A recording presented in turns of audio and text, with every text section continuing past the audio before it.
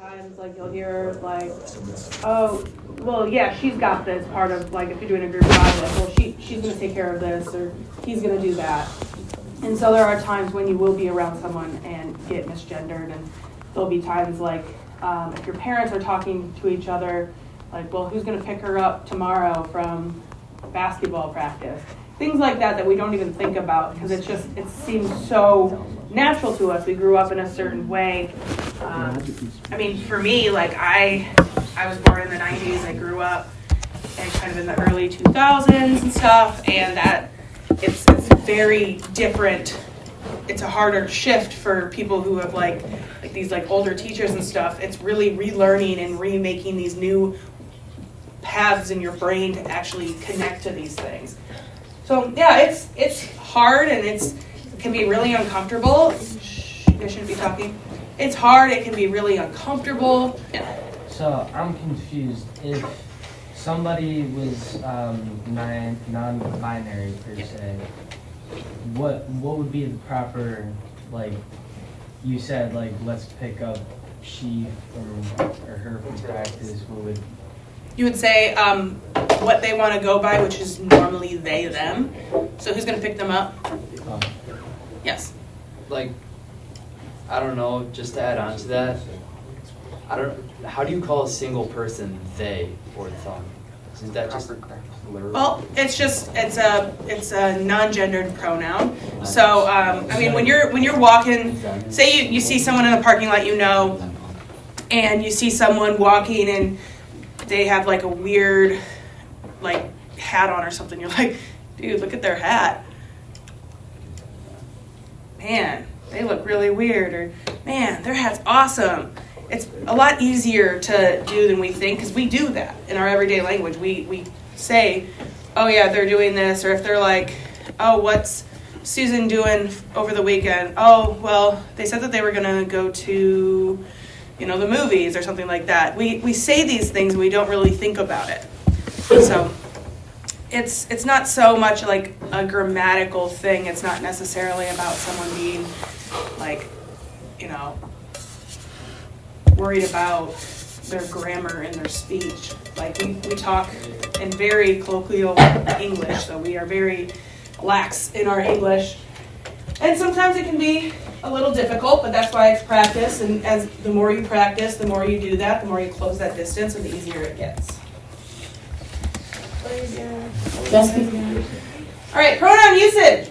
Pronouns are an extension of a student's name, and therefore an extension of their identity. Dismissing their use, misgendering, or treating preferred pronouns as a chore is harmful to our students. So it's harmful to, your peers. It's harmful to your teachers. It's harmful to anybody that you are doing that to. It can be difficult when the first person that talked, they said, well, just because I look feminine doesn't mean that I'm any less non-binary. Like, I want to be gendered as I am. It's like the fact that I have an arm. You guys hold a lot of value to your name. Tons of cultures hold lots of value to their specific names. And when you tell them something completely different, or you don't worry about pronouncing it right, or you kind of dismiss them, it's really, really harmful, and it's traumatic for those people. All right, so this is something that they use in downtown for staff trainings for like administrators and everything. It's called the genderbread person. So you have like gender identity, that's what you think in your head, so it's womanness, manness, things like that. Gender expression, so that's the actual body, if you look feminine or masculine, and there's nothing wrong. I mean, you can identify as a woman, as a straight woman, and really like to dress more masculine because it's more comfortable, or so on and so forth. Biological sex, so that's the actual biological organs that you were given, so sex and gender identity are very different. And then there's things like sexual attraction, so that has to do with, are you heterosexual, are you homosexual, are you bisexual, all that kind of stuff. So it's very important that we appreciate how this is. So how you see yourself, how you identify yourself, it's internal. Like you identify with who you are internally. Like I always identified myself as someone who's more calm and passive and things like that. Just looking at me, if I'm walking down the street, no one would know that. It's an internal thing that I identify myself with.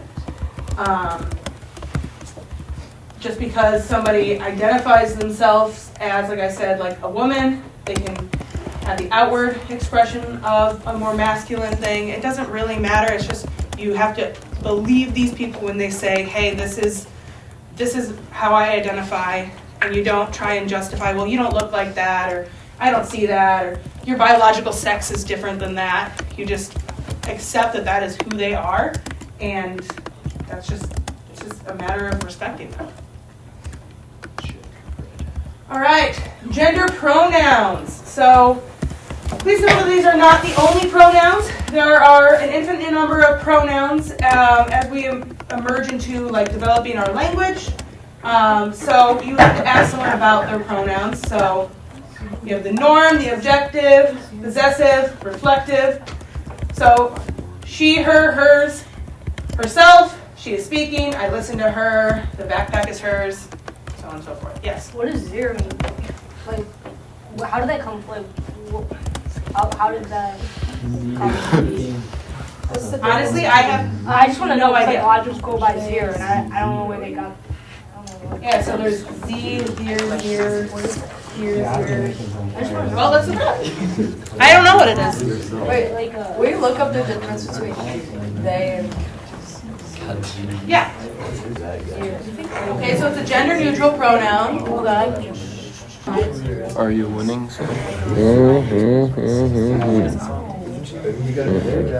hate this. It's like all of the internet condensed into one car. Oh, yeah. All right, so essentially it looks like if you're not aware of somebody's pronoun, it's a gender neutral pronoun, kind of like they, them, theirs. And the origins of it came from the question that had well, how do you refer to one person as a plural unit? So that's what they came up with for it. So for people who decide that, well, it is important for me that I get to be referred to as a singular thing, it's just a gender neutral pronoun. Okay, I learned something new today. All right, so ways to interrupt our microaggressions. Put your phones away. Phones away or I'm taking them. All right, first you have to question and reflect on your beliefs. When something is not something that you are used to or something goes against what you've always learned or been told that you should do, you want to make sure that you are questioning and reflecting on that. Why do I believe that? What makes me actually think that I have to believe it this way instead of another? Yes? What's a microaggression? So the microaggression is small aggressions that we make in our everyday speech, things that we say unintentionally, like misgendering someone is a microaggression. You're not actively hurting them, getting in their face and screaming at them very aggressively, but it is a form of aggression. Yes? So if you don't know how someone how you should call someone or what gender they are, how are you supposed to approach them? You can just ask. I mean, you can say, most of the time they will correct you if you say, hey man, it'll be oh, actually I'm non-binary, I don't go by that, or things like that. A lot of the times, if they feel comfortable with you, they will correct you, and you can always just ask. All right, so it's really important that we don't just take everything that we hear, everything that we've been given throughout our entire lives, by parents, by friends, by community members, and just take it at face value. You really need to think, well, why do I believe this? Do I actually believe it? Well, okay, I want to look at this. I want to deconstruct this and figure out the reasons I believe it. Do I want to, grow my beliefs? And you can reflect on them and all that. Education, which is what we are doing today, so we're talking about it. We're actually learning about it. Don't be defensive. So people be If they misgender someone, they're like, everyone makes mistakes. Look, it's fine. Like, okay, I made a mistake. Don't be defensive. Just own up and be like, I'm sorry. Please bear with me. I want to be respectful to you and give you the proper gender that you are. Be careful with humor and sarcasm. So you don't want to make jokes about these types of topics because it is really difficult for people who are in this community and then they hear people just joking about it. Believe people and have empathy. So like I said, like when someone tells you that they are who they are, just believe them. Don't question them. Don't try and put your belief into it or say, well, you look like this, so. Notice what you notice and don't notice. So when you think about it, like when you're walking around, do you notice people misgendering people? Do you notice people not asking about other people's pronouns? What goes on that makes you think, oh, huh. And microaggressions are more than just, obviously, with gender identity. So anything that you see, when you walk around and you notice, well, why does this group of people hang out? Why isn't it more diverse? Things like that. If you actually start thinking about things, it really helps you form empathy and form better opinions. And it's okay to ask questions. Just find a person that you trust. You can always ask me questions. I will answer them to the best of my ability. I'm sure Mrs. Johnson feels the exact same way. Questions. So what else do you want to know about this? What questions do you have? Anything that stuck out from today and yesterday? Any kind of questions or comments? Something that stood out to you guys? Something that you're confused about? Yes. Oh, without microaggression, it doesn't have the intention to like be mean to somebody, right? It's just like you're not kind of like make a joke or something. It can be intentional or unintentional. So it just has to do with the level of aggression. So most of the time they are like unconscious. You don't mean them. But there are some times when like you make a snide comment that's very like, you know, or you're intentionally making a joke about these things. Those are microaggressions that are intentional.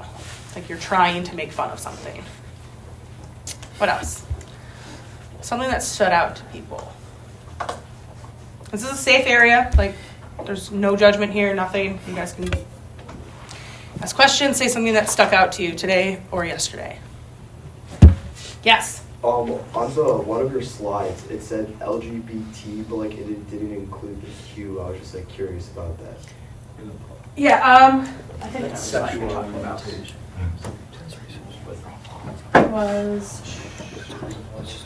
Isn't that because we're not talking This one, about right? I'll look at gay. Okay, so this one, so for this graphic, it's just only taking into account the like the actual kids who have like admitted I am a lesbian, I am gay, I am bisexual, I am transgender. They don't ask about the either questioning or queer, things like that, because that's harder to get an actual statistic. And then lesbian, gay, bi, it's very easy to get that statistic. And then actual transgender, we can get that statistic, yes. What is the Q stand for?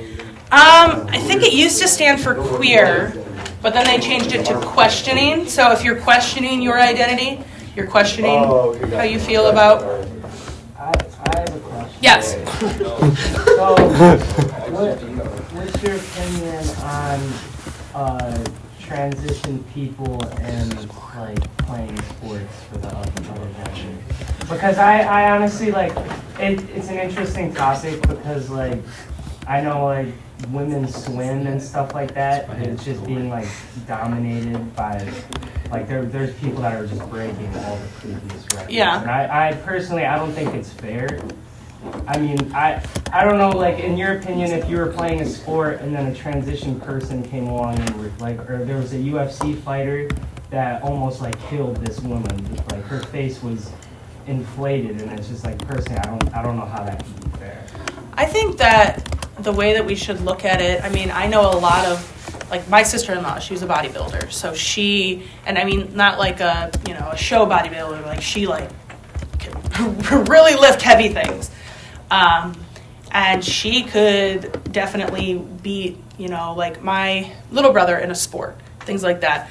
I think that the way you should look at it is based on ability. Like there are really, really good female football players because they're great kickers, or there's linebackers that are female and stuff like that. I think it more so should have to do with your ability, your strength. Like if you are in this caliber that you are going to injure people in a lesser caliber, or it's going to be unfair, they should go up regardless of their gender. Like they should go to this group of people can be the people that, like if it's a bodybuilding competition of some kind, the people that can lift that amount of weight should go there. Like my sister-in-law, she blows almost every single person out of the gym, guy or not. Like she's very, very strong. And then like for me, I could not do that to save my life. So yeah, I think that it's hard to, when we look at it, like, because the reason we look at it so weird is because we're like, well, this person was biologically this way, so obviously they're going to be better, or they have a more lung capacity, or this or that. But I think it really should just have to deal with like the skill, the talent, the ability of that person. We're talking about it now because we're seeing the outcome of someone that has a way higher ability in one category. But kind of like wrestling, like you wouldn't put a 200-pound person against a 110-pound person. There's categories for each of them regardless of gender.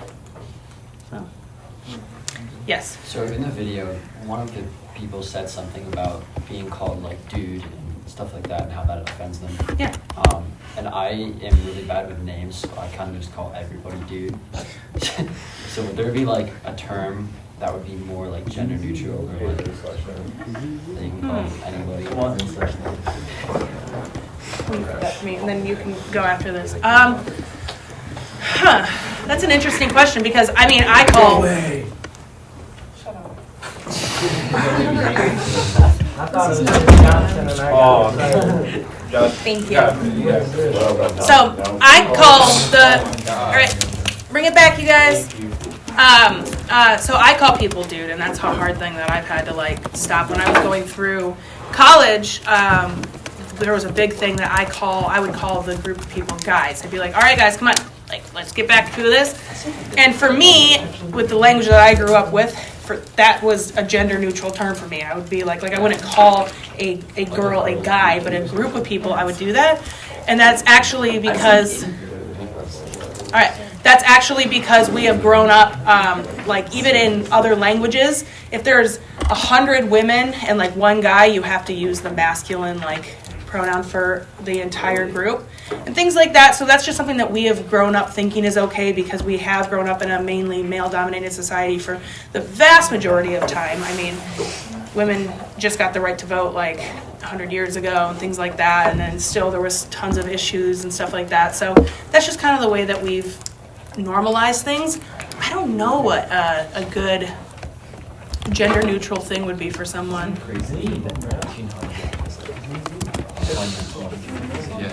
Like, I don't know. I'll think about it and I'll ask some people and get back to you. All right. During the summer, I went to Junior Olympics, and there was a transitioning girl who was running, and they were doing sprints, and like that's a big thing in like Olympics now. Like they don't think that anyone that is transitioning should do sprints because it's like deeply unfair. It's like extremely unfair for them. And like even if like distance doesn't matter as much because I've had girls like completely kill me in like any distance race, including like the mile and stuff, because I suck at that. But just from like a sprinter's perspective, it is kind of unfair because like guys are just genetically like stronger than women, and it's like out of their control like completely. Yeah. So. Well, like I was saying, there are some women that are genetically stronger than some men. Like some men, their genetics they're not as built. There are some women that are complete powerhouses and stuff like that. There's like a big protest at the Junior Olympics about it. Like a lot of parents and stuff were complaining about it, and I was like, I thought even though it's unfair, like they should still be able to run. It's all for fun anyway. Yeah, I think that, like I said, I think it would be beneficial if we just put people into different categories. Like wrestling is literally the perfect example.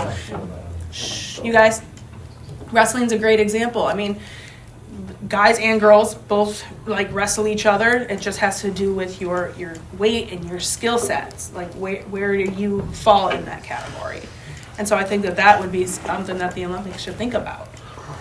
Yes. So then why do we have in like gym, like in 8th grade or any kind of gym class you do, where the guy has to do like at least 8 pull-ups, but the girl only has to do 5 pull-ups, or a girl only has to do a certain amount of time? If it only comes to ability, then Well, I mean, what's the point of that? it could be going to ability. Exactly, but it's meant like that. It's meant like that because the guys can do more than we can.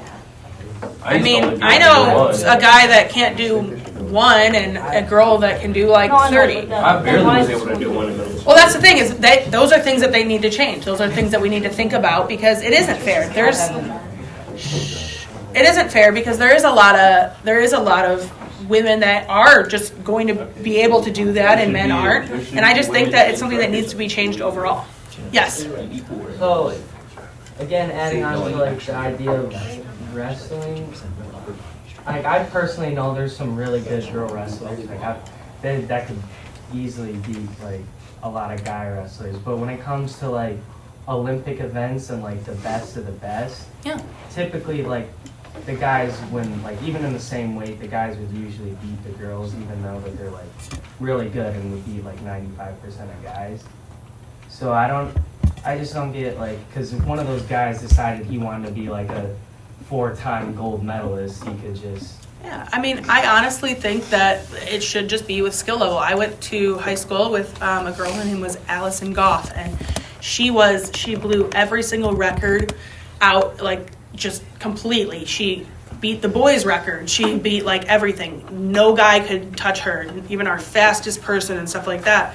And so it's definitely, like, it's a skill set thing. Like, I'm sure that there are women that can run and keep up with and feel like they actually accomplish something more if they're in a group with multiple genders and things like that. And I just think that the best solution for that is, okay, well, you can run, a sprint this fast. This is your absolute best time. You're in this category. This is your absolute best time. You're in that category and things like that. Yes. Yeah, so like my high school time is like the same time as like a women's like Olympic time. Like that's like usually how it is for guys, like for high school at least. Like if you're high level high school, you're usually around the same time as the Olympic women's time. And like college, like after college, you're pretty much exceed like past that.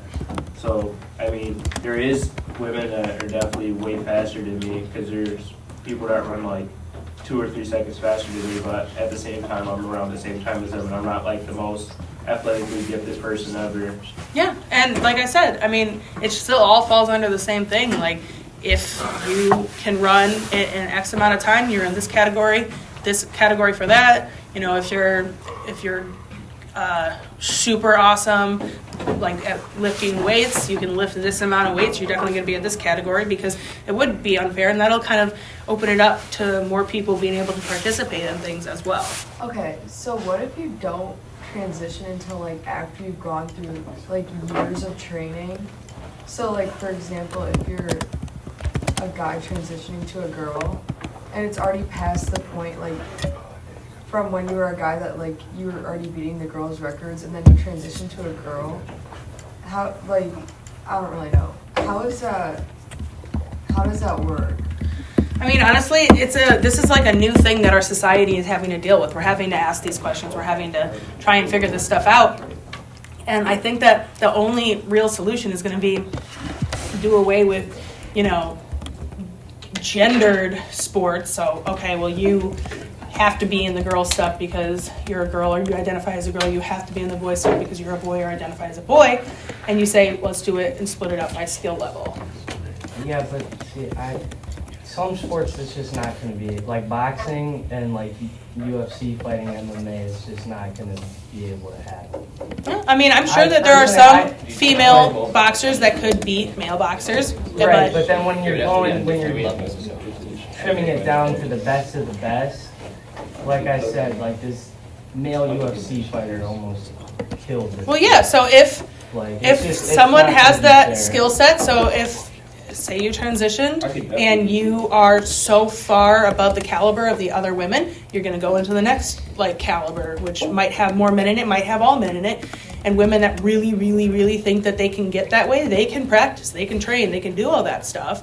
But I think that if you just do skill level, it might end up being that way. It might end up that, anyone who's transitioned into a female and the males, like they might be in one thing together. There might be,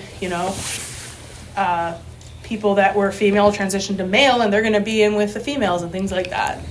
Just because it might end up working that way just in general, like if you do it by skill set. Yes?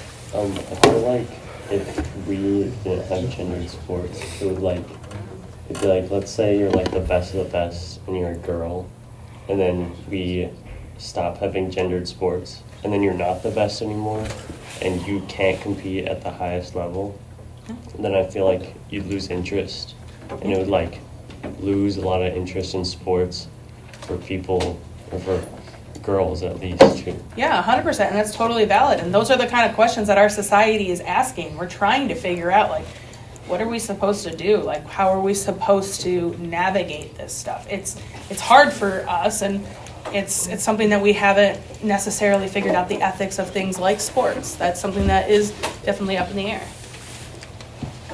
Any other comments?